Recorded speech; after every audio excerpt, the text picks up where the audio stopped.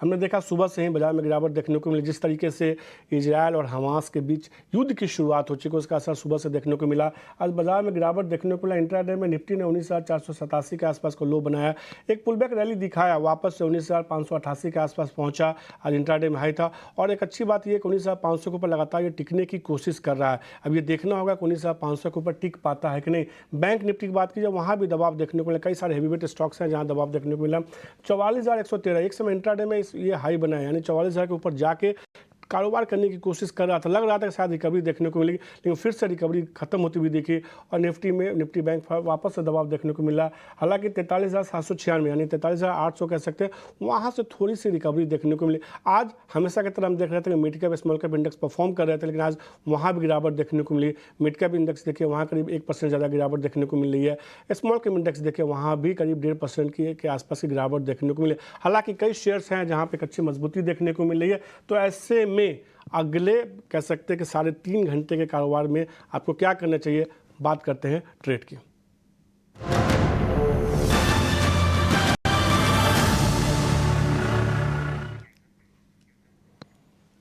और 3 घंटे का ट्रेड बताने के हमारे साथ निर्मल बैंक के नीरव छेड़ा जुड़ चुके हैं। नीरव, बाजार का मूड थोड़ा खराब है, क्या आपको लगता है कि गिरावट ये मौका दे रहा है क्योंकि वापस से निफ्टी 19,500 के ऊपर टिकने में कामयाब हो रहा है?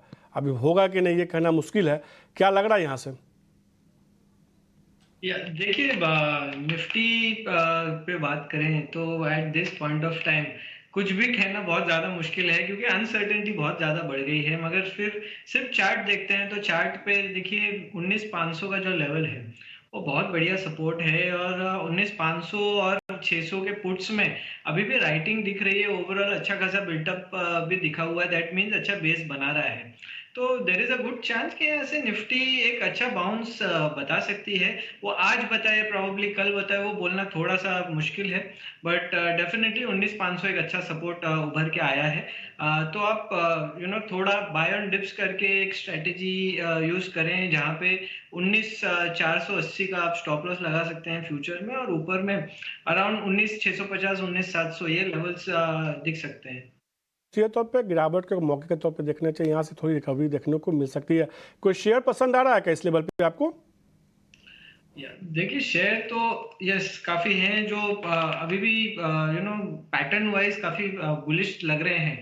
उनमें से 2 स्टॉक्स ऐसे हैं जो मुझे लग रहा है कि इवन अगर गिरावट आए तो उनमें भी बाइंग आ सकती है। पहला है एनएलसी इंडिया। ये जो स्टॉक है, ये स्टॉक में एक लंबा ब्रेकआउट आया है, कंसोलिडेशन पूरा हो गया, एक राउंडिंग फॉर्मेशन का ब्रेकआउट था, उसके बाद कंसोलिडेशन किया और वो पूरा होते हुए दिख रहा है। अब यहाँ से स्टॉक ऊपर निकल रहा है, 50 डे मूविंग एवरेज रीटेस्ट भी कर लिया है, तो करंट लेवल से बाय कर सकते हैं। 132 का स्टॉप लॉस लगाइए, ऊपर में अराउंड 150 का टारगेट रहेगा। दूसरा जो स्टॉक है वो है लोडा डेवलपर्स का, या मैक्रोटेक डेवलपर्स, जो भी आप कह लो। इसमें भी देखिए लॉन्गर टर्म पैटर्न बहुत बढ़िया है। एक 2 साल के बाद एक ब्रेकआउट आया है about the levels of around 750, और उसके बाद स्टॉक ने रीटेस्ट किया वो लेवल, अब वापस उसमें बाइंग आई है। बिलीव ये स्टॉक में वापस और क्षमता है ऊपर में, एटलीस्ट 850 880 तक जाने के लिए, इनफैक्ट 900 तक जाने के लिए क्षमता है। तो करंट लेवल से आप बाय कर सकते हैं। 890 का आप स्टॉप लॉस टारगेट लगाइए, और स्टॉप लॉस जो रहेगा 765 का रहेगा। तो मैक्रोटेक यानी कि लोढ़ा में खरीदारी करने के सलाह 890 का टारगेट होगा, 765 रुपये का आपको इसमें स्टॉप लॉस लगाना। जो दूसरा शेयर है एनएलसी इंडिया, खरीदारी करने की सलाह होगी, 150 रुपये का इसमें लक्ष्य होगा, 132 रुपये का लेकिन आप इसमें जरूर स्टॉप लॉस लगाएं। अब कुछ ऐसे स्टॉक्स देखिए जिसमें खबरों के दम पे मेगा एक्शन देखने को मिला इस बाजार में, जब कई स्टॉक्स दबाव में है, इन शेयर में खरीदारी देखने को मिली। खासतौर पर एमसीएक्स देखिए जिस तरीके से मंजूरी मिली है सेबी की तरफ से इनको नए प्लेटफॉर्म को लेकर, उसकी वजह से हम देख रहे हैं शेयर में एक अच्छी मजबूती देखने को मिल रही है। हाँ ना के बीच में फाइनली मंजूरी मिल गई, और ईटीएल स्वदेश ने सबसे पहले ही आपको एक खबर बताई थी कि अक्टूबर में मंजूरी मिल जाएगी। आज हम देख रहे हैं कि शेयर में मजबूती देखने को मिल रही है। इसके अलावा देखिए प्रेस्टीज एस्टेट्स, इनकी जो बिक्री है वो रिकॉर्ड स्तर पर पहुंची है, उसका सीधे तौर पर फायदा शेयर पर देखने को मिल रहा है, करीब 1.5-2% की मजबूती देखने को मिल रही है। इसके अलावा ऑयल इंडिया देखिए यहाँ भी खरीदारी देखने को मिल रही है, जो कच्चे तेल में तेजी आई है उसका सीधे तौर पर फायदा होता हुआ दिख रहा है। सुबह से एमसीएक्स को लेकर बहुत नीरव चर्चा हो गई, इसलिए मैं एमसीएक्स की बात नहीं करूंगा, प्रेस्टीज एस्टेट्स पे बात करूंगा। ये एक ऐसा शेयर है जिसने इस साल एक बहुत शानदार परफॉर्म किया, तमाम रियल्टी स्टॉक्स में मजबूती भी है आज, लेकिन देखिए शेयर एक अच्छी मजबूती के साथ खुला, ऊपरी स्तर पर टिक नहीं पा रहा है। तो क्या ये संकेत है एक बार के लिए मुनाफा वसूली का, या इसको बतौर मौके के तौर पर देखना चाहिए कि चलो जिसको सुबह नहीं खरीदने को मिला वो नीचे अब खरीद सकता है? नहीं, देखिए मेरे हिसाब से तो यहाँ से मुनाफा वसूली कर लेनी चाहिए। स्टॉक का ओवरऑल पैटर्न ठीक लग रहा है, मगर नियर टर्म में ओवर स्ट्रेच लग रहा है। There is a good chance कि ये स्टॉक अब नीचे में अराउंड 640 630 के पास आ सकता है, वहां पे बेस बना सकता है और फिर वापस बाइंग दिख सकती है। तो वो लेवल्स के लिए आप यहाँ से मुनाफा वसूली कर लीजिए, नीचे में वापस बाइंग कर सकते हैं। तो सीधे तौर पे ये राय आती है कि एक बार के इस पे मुनाफा वसूली कर सकते हैं। जल्दी से राय बताइए 30 सेकंड में सिर्फ, ऑयल इंडिया को लेकर क्या राय होगी? एक अच्छी मजबूती देखने को मिली है, शेयर जो है कह सकते हैं मल्टी और हाई के आसपास अब कारोबार कर रहा है। क्या की बात कर रहे हो, राइट? अब या तो देखिए, ऑयल इंडिया मेरे हिसाब से बहुत बढ़िया एक पैटर्न बना रहा है। 310 का एक ब्रेकआउट लेवल है जो ब्रेक हो चुका है। अब यहाँ से ऊपर में अराउंड 350 360 के पास जा सकता है, तो वो टारगेट के साथ में आप बाइंग कर सकते हैं। नीचे में अभी जो स्टॉप लॉस बनेगा अराउंड 300 का बनेगा। तो ये राय आती है तो सीधे तौर पे ऑल इंडिया में, जिसमें कि 300 के स्टॉप लॉस के साथ आप शेयर को होल्ड करके चल सकते हैं। यहाँ से और अच्छी मजबूती देखने को मिल सकती है। शेयर रेटिंग्स का चार्ट देखिए, अभी शेयर में करीब 6.5% की मजबूती देखने को मिली है और अब ये शेयर दिन के ऊपरी स्तर के आसपास कारोबार कर रहा है। ये शेयर भी मल्टी ईयर हाई के आसपास ही ट्रेड कर रहा है। केयर रेटिंग्स पे क्या राय होगी? अब दिन के ऊपरी स्तर पे बाजार दिन के निचले स्तर पर कारोबार कर रहा है नीरव, और ये शेयर दिन के ऊपरी स्तर पर कारोबार कर रहा है। बहुत बढ़िया चार्ट बनाया है ये स्टॉक में, और कहीं पे भी थमने के आसार नहीं लग रहे। एक बढ़िया ब्रेकआउट आया है स्टॉक में, वो 792 के ऊपर, और अब उसका जो टारगेट बनता है वो अराउंड 1020 तक का बनता है। तो वो टारगेट से आप खरीदारी कर सकते हैं। इसमें अभी भी क्षमता लगती है कि और बाइंग आ सकती है, तो करंट लेवल से बाइंग करें। नीचे में अराउंड 880 का स्टॉप लॉस लगाएं। तो मौजूदा स्तर पर खरीदारी करने की सलाह है के रेटिंग में, लेकिन आपको इसमें 880 रुपये का जो है स्टॉप लॉस लगाना होगा। यहाँ से मजबूती और देखने को मिल सकती है। एक और शेयर देखिए जल्दी से, ITI। यहाँ भी हम देख रहे हैं एक अच्छी मजबूती देखने के लिए, 12-13% की मजबूती के साथ दिन के ऊपरी स्तर के आसपास ये भी शेयर कारोबार कर रहा है। क्या किसी के लिए मौका है, क्या बनता हुआ दिख रहा है? क्या 20% के सर्किट की संभावना दिख रही है क्या आज के ट्रेड में? बहुत मुश्किल है सर्किट लगेगा कि नहीं, पर ओवरऑल पैटर्न बहुत बढ़िया है। जरूर इसमें मौका दिखता है। ऑल टाइम हाइस के ऊपर निकल चुका है stock. There is a good chance कि ये स्टॉक ऊपर में अराउंड अबाउट 255 टू 60 तक जा सकता है, तो वो टारगेट से आप खरीदारी कर सकते हैं। खास है तो होल्ड भी कीजिए, और आप चाहें तो नई खरीदारी करके चल सकते हैं। 255-260 तक का लक्ष्य देखने को मिल सकता है। एक शेयर और देखिए, NIT लिमिटेड। गिरते हुए बाजार में शेयर में आज थोड़ा रिवर्सल बनता हुआ दिखा। क्या ये रिवर्सल भरोसेमंद है? हमने देखा था कि शेयर में 80 रुपये के आसपास से एक बड़ी रैली देखने को मिली थी NIT लिमिटेड में, फिर ये 150 के आसपास गया। वहाँ से जब बाजार कमज़ोर हुआ तो ये शेयर भी गिरता हुआ गिरते गिरते वापस से 120 के आसपास आ चुका है। आज थोड़ी खरीदारी देखने को मिली है। आपको लगता है कि ये भरोसेमंद खरीदारी है और इस पर मौका है, यहाँ पे खरीदारी करके चलनी चाहिए, या जिसके पास है वो निकलने के ही मौके तलाशे? देखिए, मेरे हिसाब से ये जो स्टॉक है उसमें खरीदारी नहीं करनी चाहिए। ओवरऑल पैटर्न थोड़ा सा वीक नजर आ रहा है। देयर इज अ चांस कि ये स्टॉक में बिकवाली वापस हावी हो जाएगी around the current levels of around 122 और स्टॉक कंसोलिडेशन में है, और नीचे में अराउंड 110 से 105 के जो लेवल्स हैं वहां तक एक बार आ सकता है, कंसोलिडेशन और कर सकता है। तो अभी के लिए बाइंग ना करें। तो अभी के लिए सीधे तौर पे इस शेयर में खरीदारी करने की सलाह नहीं। अगर आपके पास है तो थोड़ा आप मुनाफा वसूली कर सके चल सकते हैं। एक शेयर और देखिए, ब्लू स्टार। आज के ट्रेड में ये कह सकते हैं कि इस साल शेयर ने एक अच्छी तेज़ी दिखाई है, मजबूती देखने को मिली है। बाजार के गिरावट के साथ कमज़ोर हुआ, लेकिन ये कुछ ऐसे मिड कैप स्टॉक में है ब्लू स्टार नीरव, जिसमें बहुत ज़्यादा गिरावट देखने को नहीं मिली है। वापस से खरीदारी लौटती भी दिख रही है। क्या आपको लगता है कि ये मौका दे रहा है, जब ये 950 से 890 के आसपास आ चुका है, करीब 60-70 रुपये करेक्ट हो चुका है, यहाँ से खरीदारी करके चलनी चाहिए? नहीं, एक्चुअली ब्लू स्टार में देखें तो जो ऊपर के लेवल्स हैं उसमें बहुत बड़ा वॉल्यूम हो चुका है। That means someone is hold, और अभी कंसोलिडेशन में है। इनफैक्ट अगर आपके पास है तो यहाँ से प्रॉफिट बुकिंग की सलाह रहेगी। देयर इज अ चांस कि ये स्टॉक नीचे में 870 तक आ सकता है। अगर 870 टूटा, जो कि उसका सपोर्ट है, उसके बाद स्टॉक में बड़ी सेलिंग आ सकती है और 800-810 तक जा सकता है। तो फिर गिरावट ये राय आती है इसी तौर पे कि अगर इस लेवल को टूटता है, थोड़ी दबाव देखने को मिल सकती है बुल स्टार में। अभी खरीदारी करने की सलाह नहीं दे रही है।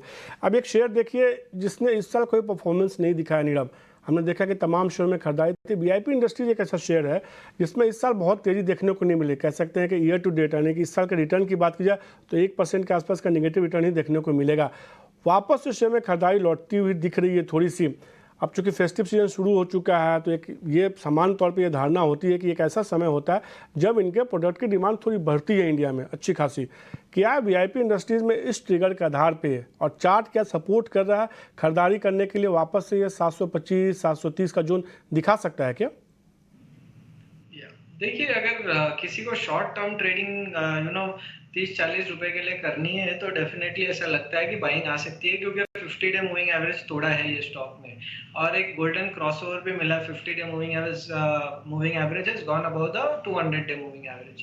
मगर बड़ी तेजी अभी के लिए नहीं लगती है। उसका एक इंपॉर्टेंट रेजिस्टेंस है 725 का, वहां तक जरूर आ सकता है। उसके ऊपर अगर जाएगा तब एक बड़ी तेजी आ सकती है, मगर तब तक के लिए छोटी तेजी के लिए आप खरीदारी कर सकते हैं। नीचे में 660 का स्टॉप लॉस लगाइए।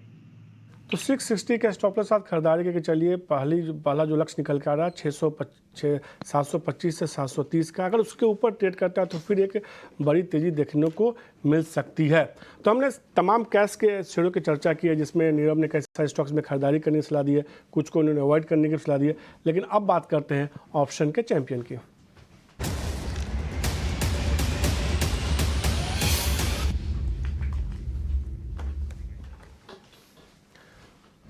और ऑप्शन के चैंपियनशिप बताने के लिए हमारे साथ एक्सेस सिक्योरिटीज़ के राजेश पालविया जुड़ चुके हैं। राजेश जी शुक्रिया, काफ़ी दिनों के बाद आपसे बात हो रही है।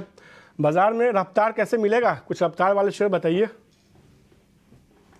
Good afternoon. तो देखिए मार्केट वॉलेटाइल है जरूर, क्योंकि अगर हम देखें जियोपॉलिटिकल टेंशन के चलते मार्केट में एक वॉलेटिलिटी बनी है और एक सप्लाई प्रेशर है, लेकिन उसके चलते भी हमें लगता है कि टू व्हीलर स्पेस में टीवीएस मोटर यहाँ पे अभी भी प्रॉमिसिंग लग रहा है। काफी अच्छी बाइंग इंटरेस्ट यहाँ पे सस्टेन बेसिस पे देखने को मिली। तो हमें लगता है टीवीएस मोटर का एट द मनी का 1520 के स्ट्राइक का कॉल ऑप्शन बाय किया जा सकता है, जो कि करीब ट्रेड कर रहा है 33 रुपीज के आसपास अभी।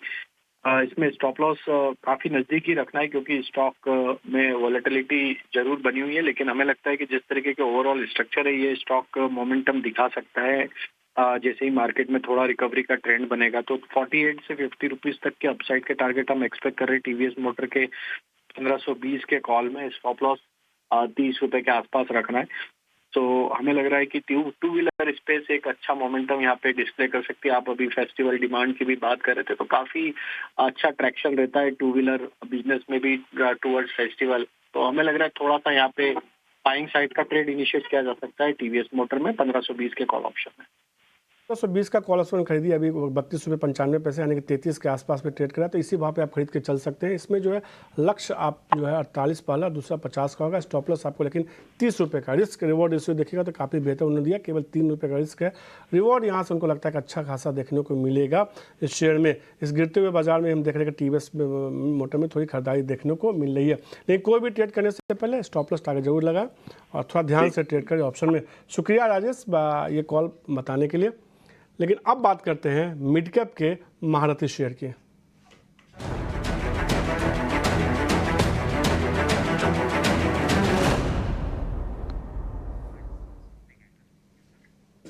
और मिड कैप का महारथी शेयर बताने के लिए हमारे साथ जो है आशीष महेश्वरी जुड़ चुके हैं। आशीष सर शुक्रिया, नमस्कार इतना स्वदेश को समय देने के लिए। कौन से शेयर बतौर आपको अब मिड कैप में महारथी लग रहे हैं? देखिए, जो पहला स्टॉक मैंने आइडेंटिफाई किया आपके दर्शकों के लिए वो है वेस्कॉन इंजीनियर्स। इस स्टॉक पर बिल्कुल नजर रखी जानी चाहिए। और इस कंपनी की ब्यूटी है कि ईपीसी प्रोजेक्ट और रियल एस्टेट ये दोनों ही वर्टिकल में। ईपीसी के जहाँ तक बात करें तो उनके पास 4000 करोड़ से ज्यादा की ऑर्डर बुक है। करीब 2500 करोड़ के जो प्रोजेक्ट्स हैं वो इस साल और अगले साल की शुरुआत में एग्जीक्यूट भी होंगे। और बड़े बड़े अभी हमने देखे ऑर्डर उन्हें 600 करोड़ का अभी ऑर्डर बिहार मेडिकल की तरफ से मिला। तो ये अच्छा ऑर्डर है। इसके अलावा 4 इनके रेसिडेंशियल प्रोजेक्ट और 2 कॉमर्शियल प्रोजेक्ट पुणे में बन रहे हैं, तो उसका भी कैश फ्लो यहाँ आएगा। मेरा मानना है 100 करोड़ से ज्यादा का मुनाफा कंपनी इस साल में रिपोर्ट कर सकती है। तो अभी भी एक अच्छी वैल्यू बाइंग ये नजर आती है। जो दूसरा स्टॉक है वो, इस स्टॉक के बारे में हम बहुत ज्यादा बात नहीं करते, पर हॉस्पिटैलिटी क्षेत्र की कंपनी है द बाइक हॉस्पिटैलिटी लिमिटेड। इस कंपनी के पास में करीब 12 शहरों में होटल है इनके, और 1250 से ज्यादा कमरे ये ऑपरेट करते हैं। जरूर थोड़ा साइज इनका प्रॉफिटेबिलिटी का छोटा रहा है। करीब लास्ट ईयर में उन्होंने 2 करोड़ का प्रॉफिट ही किया था 12 करोड़ के लॉस के सामने। बट इस साल मेरा उम्मीद है करीब 10 करोड़ का मुनाफा the bike hospitality limited report कर सकती है, तो इस स्टॉक पे भी नजर रखी जा सकती है। सिर्फ 52 रुपए पर स्टॉक अवेलेबल है, 10 रुपए पेड वैल्यू। तो सीधे तौर पे ये शेयर बताते हुए जिसमें खरीदारी करने की सलाह दे, वेस्कॉन इंजीनियरिंग खरीदारी कीजिए, 100 रुपये तक का लक्ष्य शेयर में देखने को मिल सकता है। आशीष ये मान के चल रहे हैं इसमें 6 महीने की अवधि के साथ खरीदारी करके चलिए एक अच्छी मजबूती देखने को मिल सकती है। शुक्रिया आशीष सर स्टॉक्स बताने के लिए, मिड कैप का महारथी शेयर हमारे दर्शकों के लिए। लेकिन ना एक मुद्दे की आज देख रहे हैं कि बाजार में दबाव देखने को मिल रहा है, और क्या वाकई ये दबाव कह सकते हैं कि वाजिब है? क्या ये दबाव आना चाहिए? क्योंकि सुबह से चर्चा एक मुद्दे की हो रही है कि इजराइल और हमास के बीच युद्ध शुरू हो गया है, स्थिति बहुत ख़राब हो जाएगी। क्या वाकई ऐसा है, या बस ये आज और कल की या एक हफ्ते की बात है, उसके बाद फिर वापस से बाजार एक नई रफ्तार पकड़ेगा? इस समय पैनिक करने की कोई ज़रूरत नहीं, इसे मौके के तौर पर देखना चाहिए। क्या ये सब सच है? समझने के लिए चलते हैं सीधे अपने सहयोगी शरद दुबे के पास, जिन्होंने काफ़ी समय लिया और पिछले 1-2 दिनों का नहीं, बीते कह सकते हैं 2 दशकों के युद्ध का जायज़ा निकाला और उसके बाजार पे असर का एनालिसिस किया। क्या विश्लेषण निकल के आया शरद इसका? इसका सबसे इम्पॉर्टेंट बात है कि ये जितने भी युद्ध होते हैं उसका कोई इम्पैक्ट लॉन्ग टर्म में जो है बाज़ार को नहीं इम्पैक्ट करता है। इसका मतलब है कि जो अगर रिटर्न्स हम देखें, गल्फ वॉर में देखें हमने, युद्ध से पहले जो अमाउंट था आपका सेंसेक्स का 1099 था, और जो युद्ध खत्म हुआ 1 साल बाद, वहाँ पे भी आप देखें तो 11.5% का ग्रोथ वहीं पे देखने मिला है।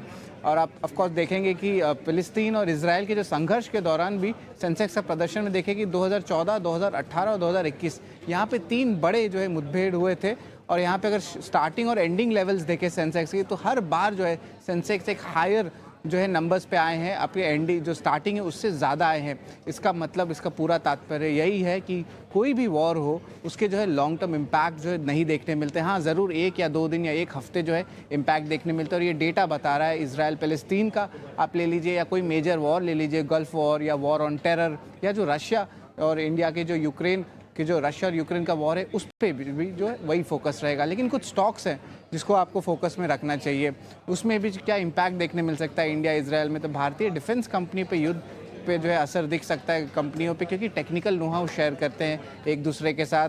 HAL, Bharat dynamics, Bharat forge जैसे स्टॉक्स है जो फोकस में रहने वाले हैं। अब अगर बात करें तो रेलवे स्टॉक्स भी फोकस में रहेंगे, लेकिन अभी से फीजिबिलिटी रिपोर्ट हुई है जो उनकी जो कॉरिडोर है India middle east Europe corridor की, उसके कारण जो है रेलवे स्टॉक्स में अच्छी तेज़ी देखने मिली थी जब अनाउंसमेंट आई थी G20 समिट में।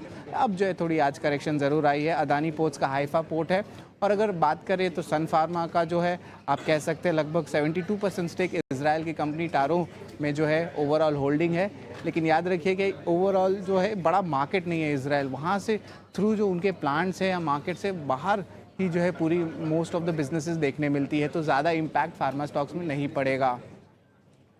सीधे तौर पे मैं कह सकते हैं कि शुक्रिया सर, पूरे जो बातचीत है इसका लब्बो लुभाव मैं आपको ये 2 शब्दों में बता दूं कि इस युद्ध का कोई असर नहीं होने वाला भारतीय शेयर बाजार पे।